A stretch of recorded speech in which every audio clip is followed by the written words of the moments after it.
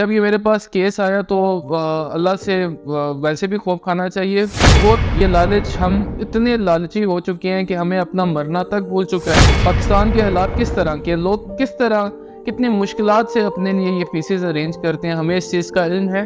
कम से कम इस चीज़ का ख्याल रखें कि आपका जो केस है, जो आपसे कंसल्टेंट या एजेंट बात करता है, उसके मुताबिक आपका काम कर रहा है। अस्सलामु अलैका या रसूल अल्लाह। मेरे पाकिस्तानियों में उम्मीद करता हूँ कि आप सब लोग ठीक होंगे। आज की इस वीडियो में हम बात करेंगे एक स्कैम जो पिछले काफ़ी दिनों से चल रहा था। पहले हमने इस पे काफ़ी वर्किंग करने के बाद मैं अब आपके साथ कुछ इसके हक़ाइक़ शेयर करने जा रहा हूँ। स्कैम क्या है कि कुछ कंसल्टेंट क्या, एक ही कंसल्टेंट ऐसा है अभी तक जो मेरी इंफॉर्मेशन में आए हैं, जो क्लाइंट्स आए हैं जिन्होंने अपने केसेस हमारे साथ शेयर किए हैं, उनके मुताबिक उनका केस सबमिट हुआ। ये क्लाइंट के मुताबिक मैं आपको बता रहा हूँ, उनका केस सबमिट हुआ कनाडा के लिए। सबमिशन के बाद उनका रिफ्यूज़ल आ गया, लेकिन बगैर बायोमेट्रिक्स कराए हुए।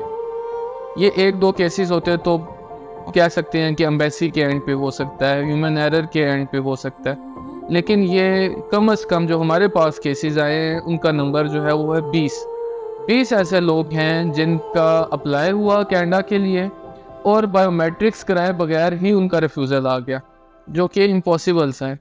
जब हमने इस पे वर्किंग की तो पता चला कि उनका तरीका वारदात क्या था। वो आपसे कंसल्टेंसी चार्जेस लेते थे और आप उन पर ट्रस्ट करके अपनी एम्बेसी की फ़ीस भी उन्हीं के अकाउंट में शेयर कर देते थे। वो क्या करते थे कि कंसल्टेंसी चार्जेस तो लिए साथ जो एम्बेसी की फ़ीस आपने पे की थी वो भी उन्होंने अपने पास रख ली और आपका केस सबमिट ही नहीं किया। कुछ टाइम के बाद कोई भी रिफ्यूज़ल लेटर एडिट करके आपके साथ शेयर कर दिया। और यहाँ तक ही उनकी ये बेहिसी ख़त्म नहीं हुई। सेकंड अटैम्प्ट के लिए उन्होंने फिर एम्बेसी की फ़ीस पे किया, थर्ड अटैम्प्ट के लिए फिर एम्बेसी की फ़ीस पे की। तीनों टाइम की फ़ीसेस उन्होंने अपने पास रखी और तीनों टाइम फेक रिफ्यूज़ल्स आपके साथ शेयर कर दिए। जब ये मेरे पास केस आया तो अल्लाह से वैसे भी खौफ खाना चाहिए और ज़्यादा खौफ महसूस हुआ कि हम लोग क्या कर रहे हैं। ये लालच, हम इतने लालची हो चुके हैं कि हमें अपना मरना तक भूल चुका है। हमने भी आखिर में मरना है, हमने भी किसी के सामने पेश होना है। पाकिस्तान के हालात किस तरह के, लोग किस तरह कितनी मुश्किलात से अपने लिए ये पीसेस अरेंज करते हैं, हमें इस चीज़ का इल्म है। हम चंद रुपयों के लिए, चंद हज़ारों के लिए किसी का मुस्तकबिल तबाह कर रहे हैं। वीज़े की गारंटी नहीं होती, लेकिन एटलीस्ट कम से कम उनका प्रॉपर तरीके से अप्लाई तो किया जाए, उनके बायोमेट्रिक्स तो करवाए जाएं। अभी मेरे पास सिर्फ 20 केसेस आए हैं। आपसे सबसे मेरी ये रिक्वेस्ट है, अगर किसी और का भी ऐसे कोई रिफ्यूज़ल आया, कहीं से भी उसने अप्लाई किया है और कंसल्टेंट या एजेंट ये कह रहा है कि आपके बायोमेट्रिक्स के बगैर ही रिफ्यूज़ल आ गया, तो ऐसा पॉसिबल नहीं है। रूल्स है, रेगुलेशंस हैं, एम्बेसी बिला वजह रिफ्यूज़ नहीं करती।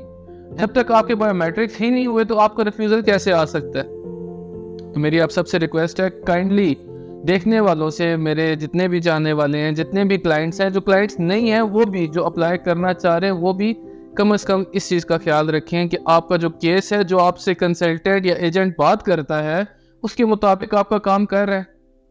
बगैर बायोमेट्रिक के आपके रिफ्यूज़ल्स आ रहे हैं, कैसे पॉसिबल है। और ये एक दो केसेस होते तो कहते कि यार हो सकता है किसी की गलती की वजह से हो जाए, एम्बेसी की वजह से हो जाए, लेकिन ये कम से कम 20 केसेस तो मेरे पास आए हैं। अब पता नहीं बाकी और कितने केसेस हैं और कब से काम चल रहा है, कैसे पता चल सकता है। Thank you so much.